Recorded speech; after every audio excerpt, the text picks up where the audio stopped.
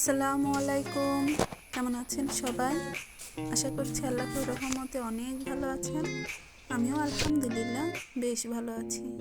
শীতের সকালে আপনাদেরকে আরও একবার স্বাগত জানাচ্ছি। তো এই শীতের দিনে কিন্তু আমি ভোরে ঘুম থেকে উঠে আগে রাইস কুকারে ভাত বসিয়ে দিই, আর তারপর মাটির চুলায় রান্না করি। তো ভাতটা দেখুন এখানে ফুটে গিয়েছে, যেটা আপনাদের মাঝে শেয়ার করলাম। আর চারপাশে দেখুন আবহাওয়ার কি অবস্থা। আসলে আজ বেশ কয়েকদিন ধরে প্রচুর ঠান্ডা পড়ছে। গ্রাম কিংবা শহর যে যেখানে আসছেন আশা করছি বুঝতে পারছেন। তবে শহরের তুলনায় কিন্তু গ্রামে ঠান্ডাটা একটু বেশিই লাগে। আসলে গ্রামের আর কি পরিবেশই ঠান্ডা।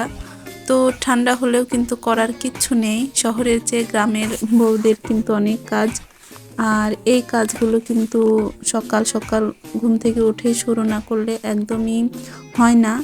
আর যেহেতু এখন অলসতার সময়, যদিও সকালবেলা উঠি তারপরেও অনেক পিছিয়ে যায়। আর আমার কিন্তু সব কাজগুলোই একটু ধীরে হয়, যার জন্য আমাকে একটু অ্যাডভান্স হয়ে সময় নিয়ে কাজগুলো করতে হয়, যার কারণে সবার থেকে একটু বেশি আগে ওঠা লাগে। সব সময় কাজগুলো একটু বেশি বেশি করতে হয়, কারণ আমি চটজলদি সব কিছু করতে পারি না।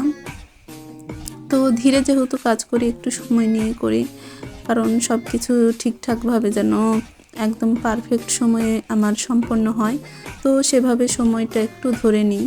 যেমন ঘুম থেকে উঠি একটু আগে, তারপর অন্ধকার থাকতে থাকতে আমি রান্নার কাজটা শুরু করে দিই। আর তারপর যখন চারিদিকে পরিষ্কার হয়ে যায়, ঠিক তখন আমি বাহিরের কাজগুলো করি। যেমন এখানে ঘরবাড়ি ঝাড়ু দিয়ে আমি মুরগিগুলোকে পরে খেতে দিয়েছি। আর যখন অন্ধকার ছিল তখনই কিন্তু আমি রাইস কুকারে ভাত বসিয়ে দিয়েছিলাম, আর মাটির চুলাতে ভাজি চড়িয়ে দিয়েছে। তো এগুলো কিন্তু অনেকটাই সময়ের ব্যাপার। তো দেখুন এখন কিন্তু প্রায় 9টা বেজে গেছে। আসলে অন্যদিন এর আগে খেয়ে ফেলি, আজকে যেহেতু ছুটির দিন তো বাসাতেই থাকবো, যার জন্য খাবারের এত তাড়াহুড়ো নেই। আর এখানে আমি এখন খেয়ে নিব। তো এখানে একটা ডিমের কারণ আপনাদের শেয়ার করি। আমার আসলে যখন আমি ডিম সেদ্ধ করছিলাম তখনই কিন্তু ওরা বাবা ছেলে খেয়ে নিয়েছিল। তো এখন এটা আমার আর কি, তো একাই আমি খাবো এটা দেখে আবার আপনারা প্লিজ কেউ কিছু মনে করবেন না। আসলে গরম গরম ডিম খেতেই সবাই বেশি পছন্দ করে, আর আমি যেহেতু সময় একটু কম পেয়েছিলাম তো ডিমটা তখন খাওয়ার একদমই সময় পাইনি, যার জন্য এখন ভাতের সঙ্গেই খেয়ে নিব। আর এরপর 9টার দিকে, 9টার পর বেশ কিছু বেশ সুন্দর রোদ হয়েছে। তো জুনাইদকে এই রোদেই সবটা পেতে দিয়েছি। বললাম যে এখানে তুমি শুয়ে থাকো। আসলে ও কিন্তু বেশ অসুস্থ আজ কয়েকদিন যাবৎ ধরে। তো ওর জন্য প্লিজ আপনারা সবাই দোয়া করবেন। যদিও ডাক্তার দেখিয়ে ওষুধ খাওয়াচ্ছি, তারপরেও জানি না কেন ও অসুস্থ হলে বেশ সময় লেগে যায়। আর ওকে ওইখানে শুইয়ে দিয়ে আমি বললাম যে বাবা তুমি শুয়ে থাকো, আমি এখানে মুরগিটা পরিষ্কার করি। তো ও কিন্তু এটা দেখতেছিল, আর দেখতে দেখতে ঘুমিয়ে গিয়েছিল। আর এটা হচ্ছে আমাদের বাড়ির মুরগি। আসলে দেশি মুরগি আমাদের বেশ পছন্দ। তো আমরা কিন্তু মাঝে মধ্যে এমন মুরগি যখন বড় হয়ে যায় তখন মুরগিগুলো জবাই করে খাই। আমাদের খাওয়া দাওয়া শেষে জুনাইদের বাবা এটা মাদ্রাসার এক স্লিপ দিয়ে ধরিয়ে তারপর জবি করে এনেছে। আর আজকের দুপুরে কিন্তু আমাদের এটাই মহাভোজ হবে।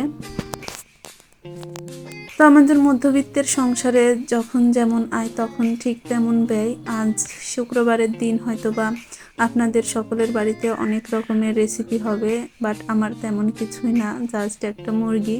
বাট এটাই আমাদের জন্য অনেক, আর এটাতেই আমি হ্যাপি, কারণ এটা আমার সব থেকে বেস্ট একটা রেসিপি।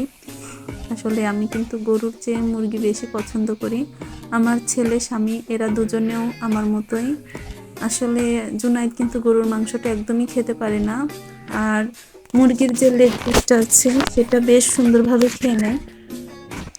তো দেখুন ক্যামেরা ধরে কাজ করার চেয়ে আমি অফ ক্যামেরাতেই বেশি বেটার ফিল করি কাজ করা। আর এখানে মুরগিটা আসলে এতটুকুই মাংস হয়েছে, যেটা আমি অফ ক্যামেরায় বেশ সুন্দরভাবে কেটে নিয়ে তারপর ধুয়ে রেখেছি। আসলে দুপুরে রান্না করব, এর জন্য এখন এটাকে এভাবে ঢেকে রেখে দিচ্ছি। আর এখন কিন্তু আমার অনেক কাজ আছে। যেহেতু আজ শুক্রবার, তো ভাবলাম কিছু কাপড় ধুয়ে নিই। আসলে প্রত্যেক শুক্রবার কিন্তু আমি অনেক কাপড় জমা করে রাখি ধুয়ে দেওয়ার জন্য, আর অন্য দিন কিন্তু সময় পাই না। তারপর গত কয়েকদিন পর আজকে কিন্তু এমন সুন্দর ঝলমলে রোদ বের হয়েছে, তো তাই ভাবলাম দুপুরে রান্না একটু দেরিতে হোক, সমস্যা নেই, আগে আমি কাপড়গুলো ধুয়ে নিই।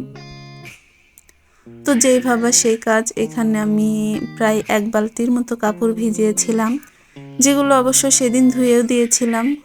আর এখানে হয়তো বা আপনাদের 10 মিনিটের ভিডিওতে তেমন কিছু দেখাতে পারছি না, বাট সেদিন কিন্তু সারাদিন আমি অনেক কাজ করেছিলাম। আসলে রুটিনটা যেহেতু চেঞ্জ হয়, তো সেদিন কিন্তু অনেক রকমের কাজই থাকে। আসলে বাসায় যেহেতু থাকি না, তো অন্যান্য দিনের চেয়ে শুক্রবারই কাজ আমার বেশি পড়ে যায়। আর কাপড়গুলো ভিজানোর পরে জুনায়েদকে ওর নানির সঙ্গে আবার ডাক্তারের কাছে পাঠিয়েছিলাম, কারণ ওর অসুস্থতা কমতেছিল না, যার কারণে ওকে নানির সঙ্গে ডাক্তারের কাছে পাঠিয়ে তারপর কাপড়গুলো আমি ধুয়ে মেলে দিয়েছিলাম। আর তার অনেকক্ষণ পরই ও এসেছিল। জুনায়েদ কিন্তু খুব বায়না করছিল আমাকেও সঙ্গে নিয়ে যাবে ডাক্তারের কাছে, কিন্তু আমি ওকে অনেক বুঝিয়েছিলাম যে বাবা তুমি একাই যাও, আমার বাসায় অনেক কাজ। আর এই যে দেখুন, কাপড়গুলো ধুয়ে দেওয়ার আগে কিন্তু আমি এখানে পাতাগুলো রোদে দিয়েছিলাম। আসলে যখন দিয়েছিলাম তখন উঠোনে অনেক রোদ ছিল, এখন রোদ চলে গেছে। আর কাপড়গুলো তারপর আমি ধুয়ে দিয়েছিলাম। আসলে গ্রামে থাকি বলে কিন্তু কাজগুলো অনেক বেশি, আসলে ঘর বাড়ি নোংরাও হয় বেশি, কাজও হয় বেশি। আর মাটির চুলায় রান্না করি, তো চুলা থেকে শুরু করে হাঁড়ি পাতিল, তারপর লুসনি, তারপর খড়ি যেগুলো আছেন সব কিছুই কিন্তু একটু ময়লা টাইপের। তো এগুলো দেখে প্লিজ কেউ কিছু মনে করবেন না, আসলে গ্রামে যারা থাকে তাদের পরিবেশ হয়তো বা এমনই, আর শহরের পরিবেশ একদমই আলাদা। তো এখন কিন্তু আমি আগে এই শুকনা কাপড় যেগুলো আছে সেগুলো উঠিয়ে নিব, তারপর পাতাগুলো উঠিয়ে দুপুরে রান্নাটা করে নেব। আর এখন কিন্তু আমার গোসলও সারা, তো পাতাগুলো একটু পরে উঠাবো, কেননা এই পাতা উঠোতে গেলে কিন্তু পাতার গায়ে যে ধুলাবালি যেগুলো আছে সেগুলো কিন্তু সব এই কাপড়ে লেগে যাবে, যার কারণে আমি ভাবলাম যে আগে শুকনো যেগুলো আছে সেগুলো উঠিয়ে নিই, তারপর পাতা উঠিয়ে রান্না বসিয়ে দেব। তো ভিডিওটির এই পর্যন্ত যারা দেখেছেন আমি জানি না, তবে যারাই দেখে থাকবেন প্লিজ একটা লাইক দিয়ে দেখা শুরু করবেন। আর যারা এখনও লাইক দেননি তারা প্লিজ এখন একটা লাইক দিয়ে দিবেন, কারণ আপনাদের একটা লাইক কিন্তু আমাদের পরবর্তী কন্টেন্ট তৈরিতে অনেক বেশি উৎসাহিত করে। আর আমার মতো নতুন যারা ইউটিউবার, আসলে যাদের চ্যানেল এখনও মনিটাইজেশন অন হয়নি, তাদের কিন্তু এই লাইকগুলো কতটা প্রয়োজন আশা করছি আপনারা বুঝতে পারবেন। তো প্লিজ অনুরোধ রইল একটা লাইক দিয়ে দেওয়ার, আর ভিডিওটি কেমন লাগলো সেটাও কমেন্টের মাধ্যমে জানাবেন। আসলে আমি যেহেতু নতুন, আমার ভুল ভ্রান্তি হতেই পারে, তো সেটা প্লিজ কমেন্ট করে জানাবেন যেন আমি আমার ভুলটা শুধরে নিতে পারি। তো দেখুন, আমি কিন্তু অফ ক্যামেরায় রান্নাটাও শুরু করে দিয়েছি। আসলে ক্যামেরা ধরে কাজ করতে গেলে কিন্তু 1 ঘন্টার কাজ 2 ঘন্টা হয়ে যায়, তারপরেও সেটা কমপ্লিট হয় না। তাই আমি ভাবলাম যে ক্যামেরা চেয়ে অফ ক্যামেরায় রান্নাটা করা বেশি জরুরি। তো নর্মালি সবাই মাংস যেভাবে রান্না করেন, মুরগির মাংস আমি ঠিক সেভাবেই রান্না করছি, স্পেশাল কিছুই করি নাই। এটা কিন্তু এমনিতেই অনেক স্বাদ, আর বারবার গরম পানি দিয়ে কষিয়ে রান্না করেছিলাম বলে এটা বেশ সুন্দরভাবে সেদ্ধও হয়েছিল আর খেতেও অনেক টেস্ট হয়েছিল। আর এখন কিন্তু যেটা দেখাচ্ছি এটা রাতের ভিডিও, কারণ দুপুরে রান্না করার সময় একদমই ভিডিও করার সময় পেয়েছিলাম না। আর দুপুরে রান্নাটা সেরে দুপুরের খাবার খেয়ে কিন্তু আমাকে অনেকগুলো থালা বাসন ধুয়ে রেখে দিয়েছিলাম, যেগুলো করতে আমার প্রায় সন্ধ্যা হয়ে গেছিল। তো যার কারণে আর কোনো কাজে আমার ভিডিও করার মন আসে নাই। আসলে কাজ যদি বেশি থাকে তবে কিন্তু এই কাজগুলো করতেও দেরি হয়, আবার ভিডিও করতেও বিরক্ত লাগে। তো যার কারণে আমি কাজ করি, তারপর আপনাদের মাঝে শেয়ার করি। তো মাংস রান্নাটা কিন্তু মাশাআল্লাহ অনেক স্বাদ হয়েছিল, জুনাইদের আব্বু বেশ পছন্দ করেছিল। আর এখন এটাকে রাতে আবার গরম করে আমরা খেয়ে নিব। ব্যাস, এই আমাদের আজকের রান্না। তো দেখুন বিকেলে যে থালা বাসনগুলো আমি ধুয়ে রেখেছিলাম সেগুলো কিন্তু উপর করে রাখা হয়েছিল না, আর এখন এগুলো উপর করে রাখবো। আসলে মুরগিগুলো উঠানোর পর এগুলো রাতে উপর করছি, তা না হলে এর উপরে মুরগি উঠে এগুলো সব ফেলে টেলে দিতে পারে। তার জন্যই এখন এগুলো আমি ঠিকঠাক করে গুছিয়ে রাখছি। আসলে এগুলো এখন উপর করে রাখলে সকালবেলা পানি ঝরে গেলে এগুলো উঠালে বেশ সুন্দর হবে, যার কারণে রাতেই আমি বেশিরভাগ কাজগুলো করে রাখি।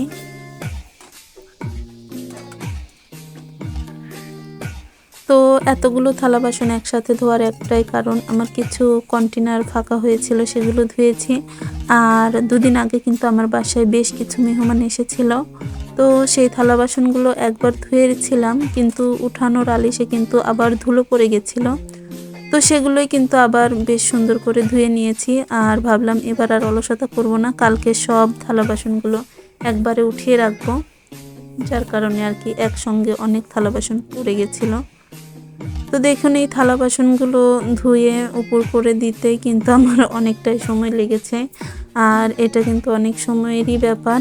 তো ভিডিওটি আজকের এই পর্যন্তই রাখছি, কথা হবে আমার পরবর্তী ভিডিওতে। সেই পর্যন্ত আপনারা সবাই ভালো থাকবেন। আল্লাহ হাফেজ, আসসালামু আলাইকুম।